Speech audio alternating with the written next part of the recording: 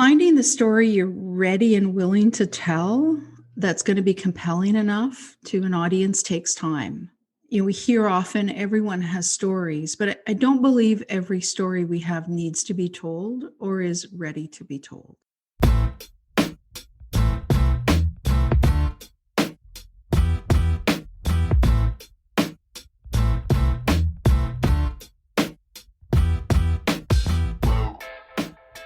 Hey there, and welcome to Grit, True Stories That Matter, a weekly podcast on the art and craft of the personal narrative story. Each week, my partner Sean and I tackle one topic or answer one question as best we can to help you craft and tell better, more engaging, more relatable, and more memorable stories. True stories, personal stories, grit stories. Usually, Sean and I have one featured storyteller per episode, then he and I will talk about the story that gets told. But in an effort to be more inclusive and to really build this great storytelling community, we're adding some one-on-one interviews. Sometimes it'll be me interviewing somebody, and sometimes it's going to be Sean. This week, it's me, talking with Johanne Pelletier of Montreal. Man, I first heard Joanne a couple months ago on a storytelling show hosted on Zoom by Sean, and I thought, she has something to say. And there's something about her that really makes me want to listen. This is perfect. So I reached out to her for our podcast, and she contributed an excellent story. More recently, we got to sit down and talk, lucky for me. We got to sit down and talk about our favorite subject here at Grit, storytelling. I hope you enjoy this talk as much as I did. Okay, now let's dive in. Hello. Hey, how are you, Joanne? I'm very well. How are you? I'm doing great. It's nice to see you. I believe it was one of Sean, my podcast partner, Sean Wellington's 99-second story slams, where I first saw you. Correct me if I'm wrong, but you were telling a story about the end of a relationship. And what I saw was, wow, I really want to reach out to Joanne for the podcast, because what I'm getting from this person is that she's very balanced and has a real strength about her. She's in control of the story that she's telling, and I'd like to talk to her some more. And then we got in touch, and then you, of course, were so easy to work with for the podcast, because you offered a story that I didn't want to touch a word in it. So all these things caused me to wonder, and I haven't gotten to ask you many questions about yourself, but how long have you been telling stories? Thank you for that. Those are all very kind things to say. I appreciate this. I started telling stories in 2017, so not all that long. I'd been writing a lot before then, but I got started, honestly, it was a bit of a whim. I work in communications. I still do, but at the time I was working with scientists and academic colleagues. I work in a university, and I was giving them advice on how to sort of translate their content to a general public audience. And I got to thinking, gee, how do we really reach an audience? What are the kinds of things we can do when we have a lot of complexity to try to compress it to really have the audience get it? And I saw an advertisement for a storytelling show. I thought, well, maybe these folks know how to do this. And I went to a show. I'm a big fan of trying things that I'm going to propose to others as good advice. And so I thought, well, if I'm going to really start thinking about this, I should try it. I actually pitched the story about my mom's plastic surgery. That was my first story. And I really believed it would be a one-off thing. But what I learned is there was something really fascinating happening about the intellectual practice of writing the piece, but also the intuition and the thinking about the audience and trying to figure out what my voice was going to be, and also the balance of like how much detail to include, what is really necessary for people listening to get it, to get what I'm feeling, to get in the moment with me. And I loved that. I loved it builds on all the writing and the communications work I've done. And so I kept doing it. And I kept learning, and I hope getting better over time. I think I have. And also just figured out what my style is in storytelling. I never thought of myself as having a voice in particular, but I think I do have one. Mm-hmm. Absolutely. that I'm happy with. So that's kind of how it started. I mean, it was really one of those incredibly happy, extraordinary accidents almost. That's beautiful. And it's a perfect time to ask you, what kind of advice would you give to somebody who's just getting started in storytelling? Finding the story you're ready and willing to tell that's going to be compelling enough to an audience takes time. We hear often everyone has stories, but I don't believe every story we have needs to be told or is ready to be told. I'm often asked, for example, how do I feel about telling stories that seem to be so private? And I think it's interesting because the stories I tell are very personal in the sense that they mean a lot to me. They actually happen to me. I value them. I live with them. I honor them. I honor the people I'm talking about, but they're not private. There are things that I feel like I'm ready to share that have particularities and specificities that I think could be really universal for a broader audience. And it's really hard because we all want a quick win. We want to try something and be super good at it right away. But this practice is really tough. Like, even if you have been a writer or you're really good even at presenting things in meetings, it doesn't mean your storytelling is going to be exactly where you want it to be. It will take time.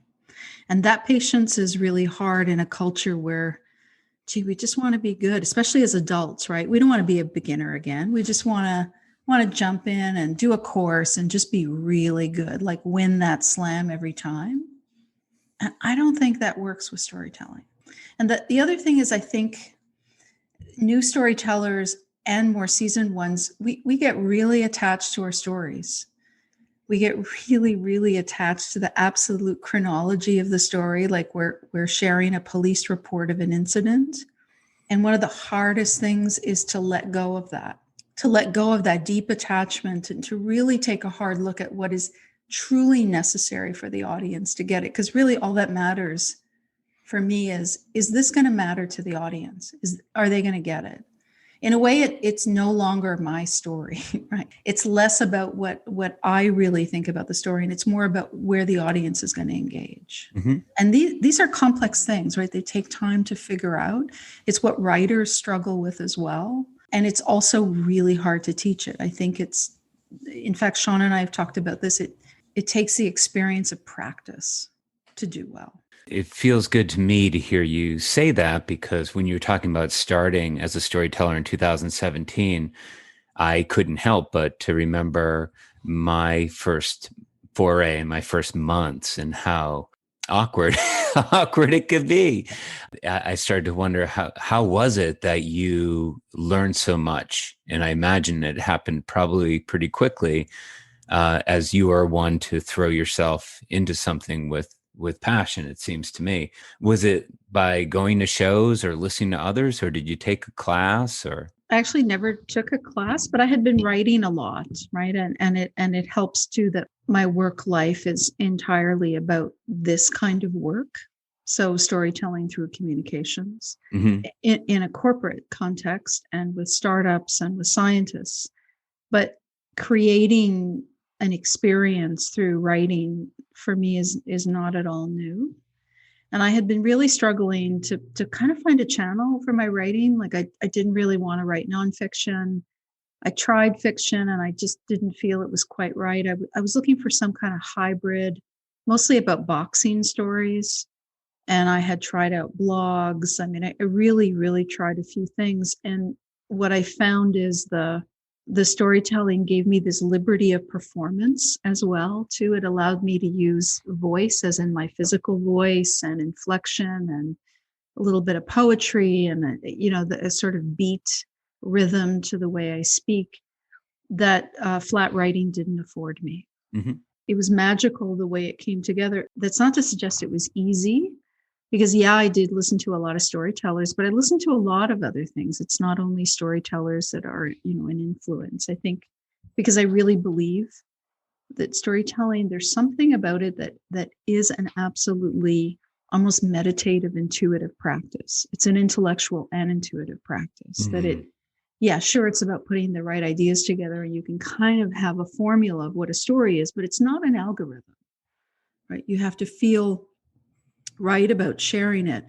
And it has to have something that is going to allow the audience to attach in a very economical way, in a quick enough way. So the line I like is stories are meant to be felt, not just heard. Mm-hmm. Right. So and by the way, I resist the notion that, once you do it a few times, you're done learning. I'm still learning. I learn all the time. I go to as many story events more than ever now in virtual. And invariably, I learn from what I'm hearing and think about, I would have done it differently, but that's really cool that that person kind of made that choice. Mm-hmm. I'm just thinking of you as with your writing background. That's the kind of background I have too. And it took me a long time to let go of the kind of control that I have when I'm writing words down and rendering scenes on a page, to let go of the sequence of words, the sweet transitional phrases and that kind of thing. Even the other day, I had to make a recording. It was actually to promote a class I have coming up. And so I wrote it out and I took my time doing that. And I made the recording and it was like twice as long as it needed to be. And then my wife walked into the room. And so I went out to the car to make the recording without any of the written words. And I was just like, this is how it goes. You can't be looking to myself. I can't be looking at words on a page. It's a different part of me, and it doesn't come off. It's very awkward when I am trying to memorize. I wonder, did you go through a period like that? And the most important part to me is any advice that you give to a new storyteller who has written a lot? I've heard a lot of advice around this as it relates to my stories over the years. So I've been told, that I'm too poetic in one instance, which I think is a way of saying I'm literate, and my stories are rich with a lot of interesting metaphor and nuance. And I don't plan to change that anytime soon. I think it's unique and it's my voice. It is what it is. On the question of how you go from the page to the stage, as they say, a common way people do it at first is they memorize. And I don't. I think that you can still be true to the richness of your words as a writer, but find a way to relearn the story the way you wrote it. And that takes, in my case, it can take up to a few weeks. More intensely, it can take a week, where I'm just thinking about the story and remapping it the way I wrote it. What I mean by that is sometimes the sequence of my stories, I don't always start at the beginning. I start in the action. I go back. I go between what I'm thinking internally and what I'm trying to share about the incident. And that may not be the way I originally remembered the story or the incident, right? So it's this practice of kind of reacquainting yourself with, how do I want the audience to hear it? And learning it that way. But I don't memorize, unless the only time I might memorize something is if, I use a notion of beats in thinking about my story. So what is the intro? Where do I want to hit at like minute 3? Do I want to pause somewhere to give the audience a second to take it in? Is there a word that really matters? Are there things that I want to hit through the story that I think are really going to matter for the audience? That's the kind of precision I would do that might involve memorizing, but whole texts, no. Has storytelling had any impact on your writing? Have you changed? Have you changed as a writer? I think for sure, seriously unblocked. I think I was so struggling with, like, who am I writing for? What am I writing for? I didn't know what my voice was at all. And in the case of boxing, I couldn't figure out, am I just a random fan? Am I writing as a judge? Am I writing as an old athlete? I didn't know what my voice was going to be. And storytelling has helped me find that kind of outlet. And I'm really grateful for that. I mean, it's allowed me to really refine what I think was developing as a voice. And I don't mean to sound, fancy about that either. It's changed my thinking about my own writing a lot. And it continues to, which is really, really cool. I was at a couple of events last night. I did a story myself, and then I went to another event online, and I came away with a bunch of notes that I learned. So I don't know that I had that kind of receptivity before. It's like my ear is tuned differently. It's really fascinating. That's really interesting. Storytelling for me has been this area where I really get to look at how stories are made, how they're developed, how they're sequenced, what's important to a story. Of course, we talk about things like having stakes and for there to be a goal, for there to be tension, something preventing the main characters realizing the goal. I think these are great things. I wondered if, any upcoming writer would just completely benefit from having some sort of section, some sort of storytelling education, like oral storytelling. I was reading a book by the guy who wrote The Fight Club, Chuck Palahniuk, if I'm pronouncing that right. And he really loves oral storytelling. This book that he wrote is his most recent book, and it's about writing. And he talks about how in the writing that he likes to do, you only have like the present and you're not really worried about anything else and you're moving through a scene, which is one of the first lessons I got as a storyteller. Kurt, you're sounding too writerly. Kurt, you're not attached to the emotion of this story. Kurt, you're sort of objectifying the whole situation. You got to get close to it or there's no story at all. And so I started to think, well, damn, this might make writing a lot easier for me. I don't want to spend too much time on writing, but I do see this opportunity to talk to somebody who has a similar background as I have. And you've become such an incredibly strong storyteller. I think there are a lot of people who might who do come from writing and say, oh, I want to give the storytelling a shot. And I see a lot of value in it for people. Yeah, I think so too. I think there's value for just about anybody to do it if it's only that you get to practice in whatever your world is, thinking about what you want to say and how you're going to reach your audience with that thing, and whether it's an elevator pitch or a true startup pitch or how you're presenting yourself at a meeting. We're telling stories all the time. Mm-hmm. Every time you come in, come back from vacation and recount either the joys and horrors of the time away, you're telling a story, right? Mm-hmm. And that's revealing quite a lot about who you are as a person. So I think in general, it's an interesting practice for most people, but for writers, what's fascinating is the immediacy with which you have to reach the audience in a story. You really do have to move quickly to get their attention and then somehow hold it. And I think that and sometimes, I'll be frank, I've told stories where I'm not sure it's really worked, but it's at least allowed me to try and experiment. And I think that's a good practice for writers. And the additional challenge might be to say, well, I'm a writer. How do I be true to my love of the word, my love of a really sharp phrase, my love of whatever it is? How do I make that part of my brand in a story? And over the few years I've been doing this, I feel really committed to that. No, I catch myself being too writerly sometimes too. But in a way, I kind of start there. I start from that place and then I pull back to what I think the story needs to be. Mm-hmm. In the first part of your answer, in terms of cutting through and determining like how are we going to make a connection with the audience, certainly telling stories is such a great practice for that. When you go back to writing, do you think you need to moderate that new lesson that you've learned? Can you be too open in writing, or not sure how to put it? I have actually changed my approach. When I had started storytelling, I would write first.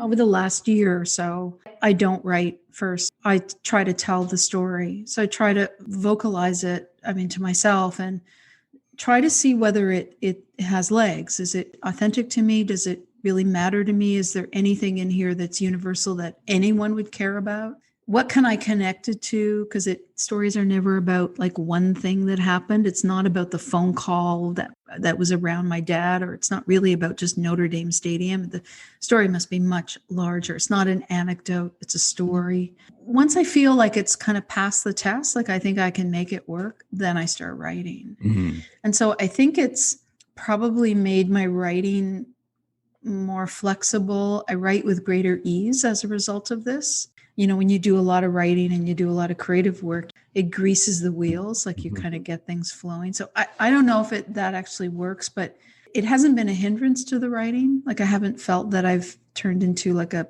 unnecessary beat poet in my writing either. Like I haven't started doing spoken word stuff, though I sometimes tend toward that kind of beat quality in the way I speak. Mm-hmm.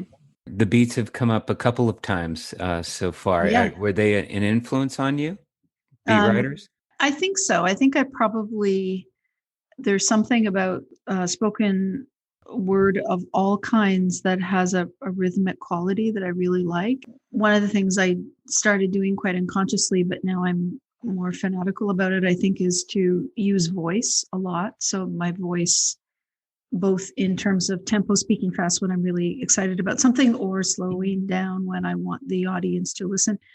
Playing with voice and tempo, I find super interesting. I think it's something that storytellers probably could do a lot more of, because people aren't reading. They have the benefit of our voice. So why not use it? That's so interesting. So I was in a bookstore literally, so Saturday, and I was standing there with my brother-in-law's daughter, and she is a sophomore in high school. And she picked up a book that I'd read more than 20 years ago, long enough ago that I could not remember anything about it, but I knew that it was a good book. And I said, good for you. But she said, oh yeah, you like to read. I know that about you, Kurt. And then she said, I wish I read more. And I said, I didn't read at your age at all. What I did was I watched TV, and I meant that as in, hey, maybe this reading thing will happen for you in a couple of years. Who knows? Have patience. The next line from her was, and she wasn't trying to throw a pie in my face or anything. She said, no one reads anymore. When I just sort of walk around, I think about what I want to tell, like my storytelling class. I start a new one tonight.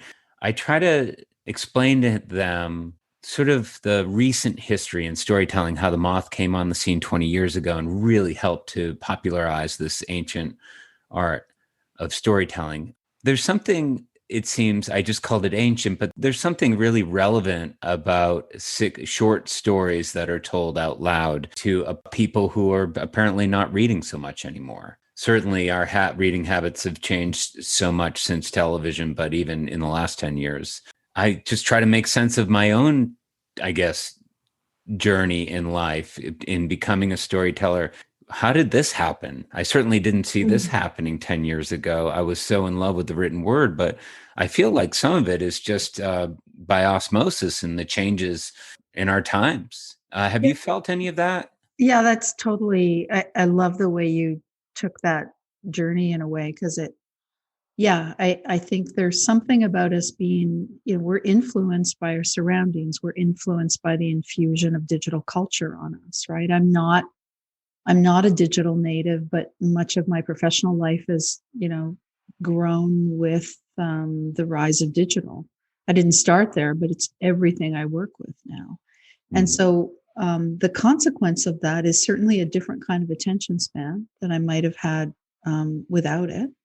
It means an appreciation for a diversity of stuff coming in. I would hope people would still continue reading, but isn't it wonderful rather that we have a visual culture and an audible culture that we can rely on now, right? And that comes through different forms of music, but it also comes in spoken word, spoken read books on audio. It becomes through the resurgence of podcasts and even old-fashioned radio concepts. Like the boom in podcasts in itself is quite interesting. I would say I'm in favor of anything that promotes a kind of literacy. If the only way folks are getting their literacy is through a digital culture or storytelling, that's a good place to start. And, I've been thinking about you the last 45 minutes, like, okay, now Joanne is talking about how she became a storyteller. And, I imagined you sort of, well, as you have to do, you have to make your own way. There's discomfort, there's awkwardness in learning something new. And I'm like, how do I ask Joanne, what is it that's inside of you that makes all of this sustainable? There's something inside that makes mining your experience. This needs to be a part of your time here on Earth, right? I mean, maybe it could have equally been in another way. It wasn't entirely a happy accident because I wanted to try it, right? I willfully took charge and thought, I'm going to try the storytelling thing.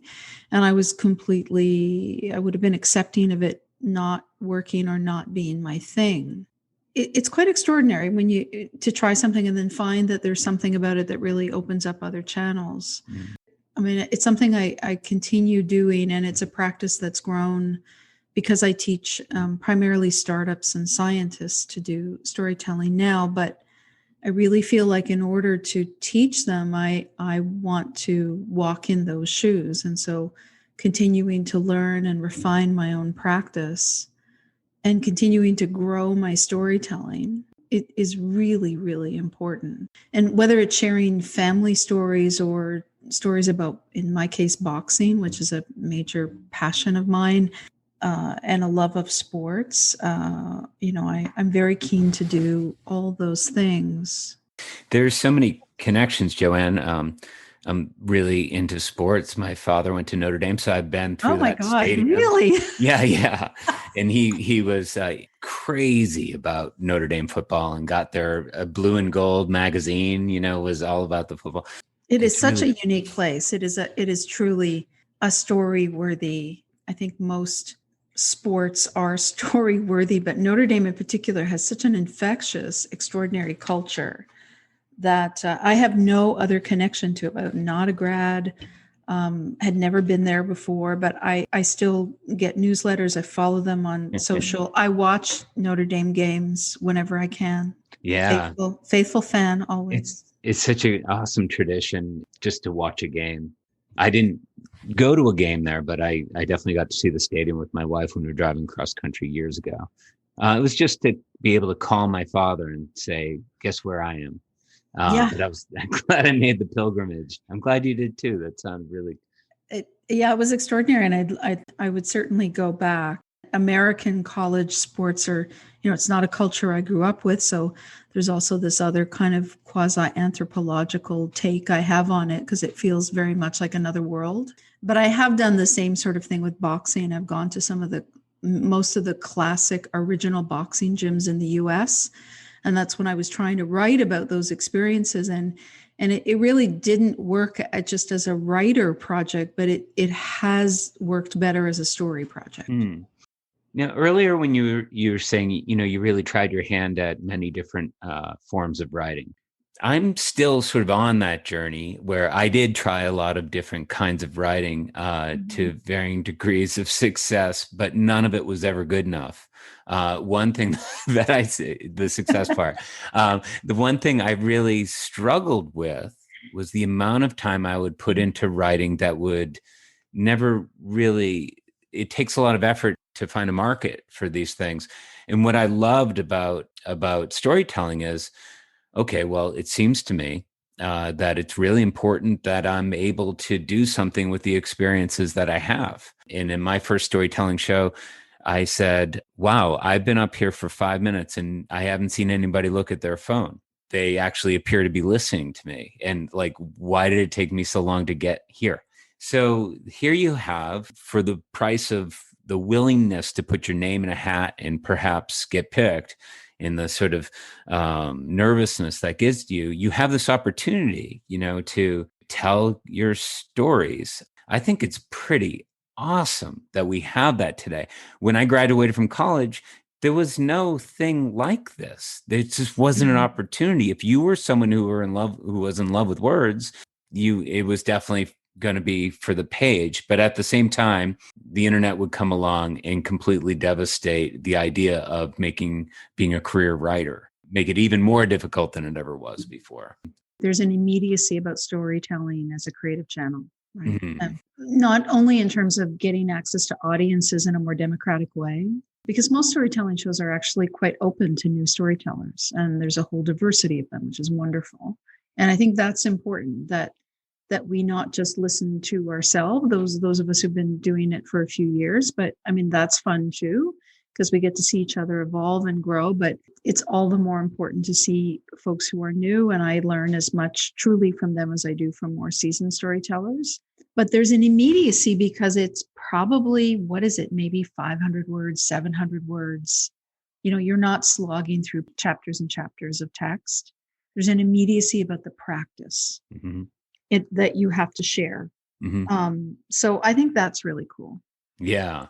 Early on, someone told me, it's really important to be authentic or genuine. Another phrase I heard early on was, it's more important that you look like you're having a good time or that you're engrossed in the material than it is to be perfect. And I found that to be a load off. It's actually really true. So I'll share an anecdote. I told a story in a show last week, I think. And it was a story that I haven't released yet. And it was about my crush, in a way, on Frank Lloyd Wright.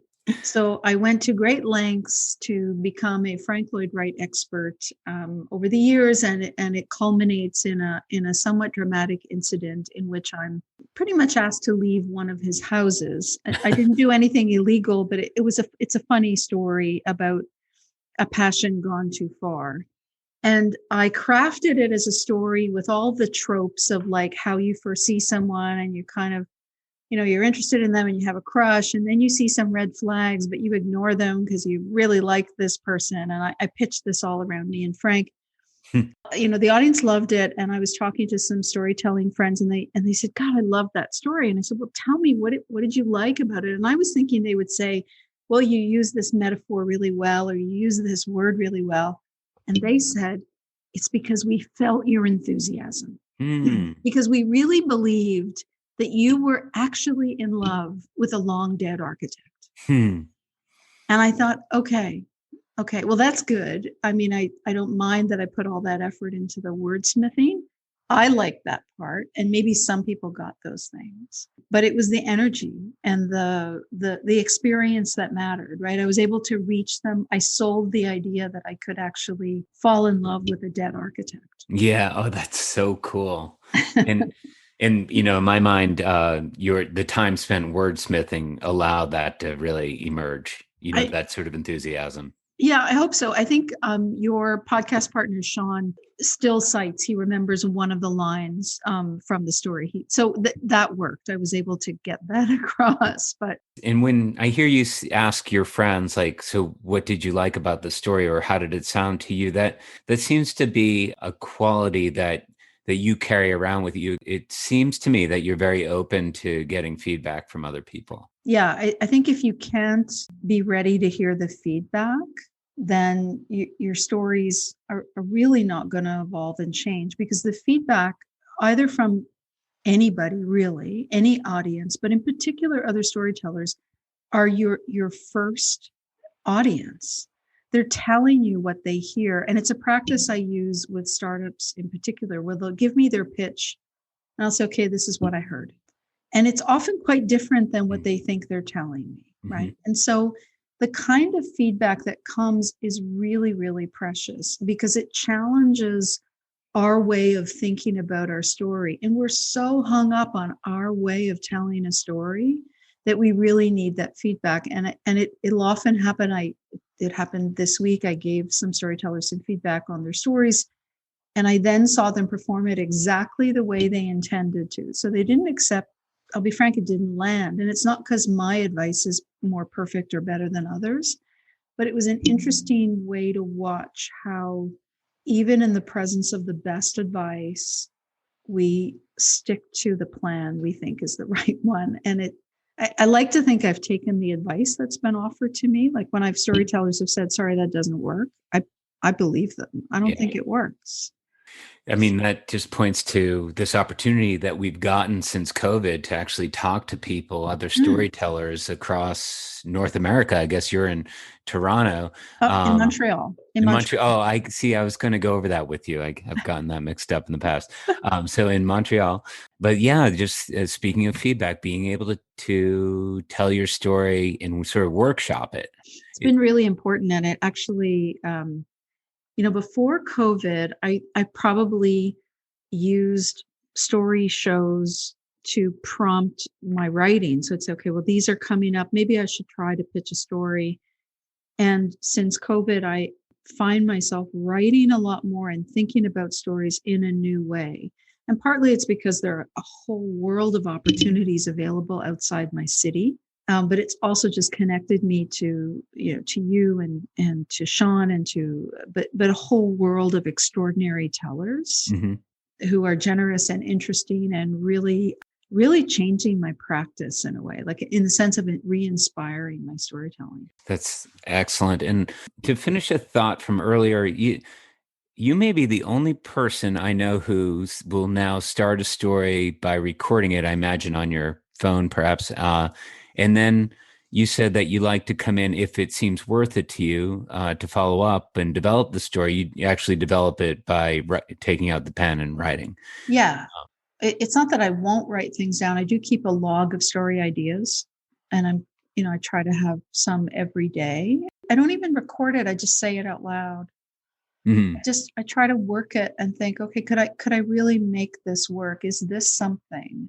And I might play with it for a few days. And if it sticks in the sense of what is my measure? Is it authentic? Is it matter to me? Did it really happen? Is there something about this thing that happened around which I can wrap something that's going to matter to anybody else? Or is it just, stories are not anecdotes, right? Stories have to be a full experience for the audience. And so just the fact that one thing happened to you is really not a story. It is much, much, much more. And so if I can get it to work orally, if I can play with it enough and think, okay, let me give it a try, and then I write it. How does the world change if everybody gets it in their head that they need to become a good storyteller? Well, it's a good boom for business, I guess, for those who are in the coaching, teaching world of storytelling. I'm a bit conflicted about this because I would never want to be, it's not a question of censoring people's stories, but I'm not sure that every story needs to be told. Indeed, we all have them. It's at the discretion of the storyteller to decide whether it's a story that's, worthy of sharing. I'm not going to be trite and say the world would be a better place if everyone told more stories. I think if a literacy about why storytelling matters, a bigger audience for storytelling would make me really happy. So, I have friends who are now storytelling fans, but truly never wish to tell their own stories. And I think that is as much a win as having people better acquainted with being able to tell their own. I agree. I'm glad to hear you say it too. I hadn't really thought that one through. Yeah, just having people who don't actually tell stories enjoy it because it is really enjoyable. That's terrific. And I wanted to ask you, do you have any favorite storytellers that you can point to? It's a hard one, right? Because if I mention one person, I'm invariably going to exclude others. There are lots of people I really like to listen to, but there's actually a woman. Most of her work is in French, but she has told stories in English. She's based in Canada, in Quebec, and her name is Julie Morin. I think she'll be mortified that I probably mentioned her. I would love for people to find her work. She has an extraordinary, literate, beautiful voice in storytelling. The richness of her stories has made me laugh and cry. And I really admire, you sense the effort that she puts into her stories is deeply authentic work. But there are many others. I'm a big fan of Rana Levy in Brooklyn. I'm a big fan of Sean's, lots of people. And typically what attracts me is the authenticity of the voice. And sometimes does that mean a raw kind of story? Yeah, because it's real. It's human. Yeah, and Julie, her last name, is it Maurais? It's Morim. Okay, thank you. A couple of things I just wanted to square away. So you live in Montreal, and I live in Montreal. Okay, and you work for a university in Toronto. Is that how I mix that up? No, I work in Montreal. I work for Concordia University in Montreal. Okay. In Montreal is where you grew up too? I grew up in Montreal. I went to grad school in Toronto. Okay, got you. Okay. Thank you very much for being part of this. Again, I mean, if you want to listen to one of Joanne's stories, a couple of weeks ago, right here on Grit, we featured her story. Every Roof Has a Story. Every Roof Has a Story. Yeah. And Joanne, you have a really nice looking website with other samples of your work. And how would someone find you, that website? Indeed, I have a website that features some of my stories. It's connected to a YouTube channel, and you can find me. I'll spell it for you at jpelletier.ca. I'm just looking at my little list here, and I have one more question that I've just wanted to ask you since I became aware of you a few short months ago. And I know that you love sports. Mm-hmm. And now I know that you've loved sports for an awfully long time, which is another thing we have in common.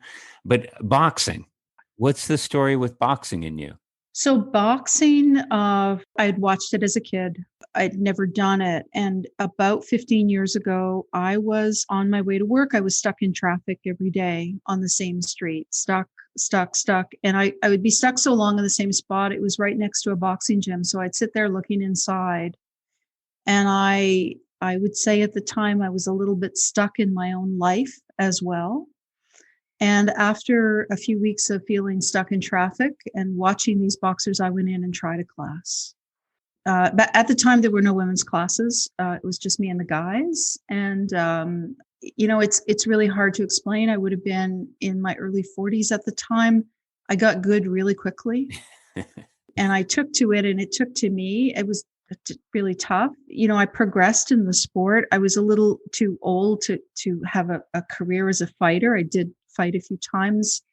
I trained in Brooklyn and Vegas and Chicago. About 6 years ago, I got certified as a boxing official, so a judge in Quebec, Ontario, and with USA Boxing in the US. Wow, that's phenomenal. So I have to ask, you're going to the ring, and you're going to training is one thing, but here I am. I'm going to be boxing this other person, and I'm probably going to take my lumps. Were you nervous? What was the feeling for you? Terrified. Probably as terrified as the first time I told the story in front of an audience. Yeah. Sure. Absolutely terrified.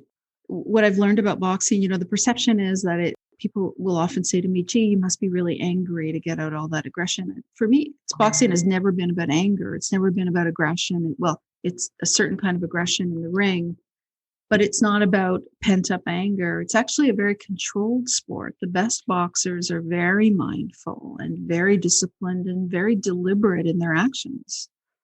It's not at all about this burst of anger. Mm-hmm. And in a way, I like to think storytelling, like there's some similarities for me, like about discipline, about focus, about agility, about navigating the unexpected, certainly about reaching an audience, because boxers and storytellers both do it. So, and the judging thing, that being an official, I want to stay in the sport as long as I can and stay in safely. So what better way? I mean, I can be ringside now, so I'm not going to get my nose broken again. Well, that's great. Thank you for that answer. And thanks for this talk. I've so enjoyed it, Joanne. It was so fun. Thank you so much, Kurt.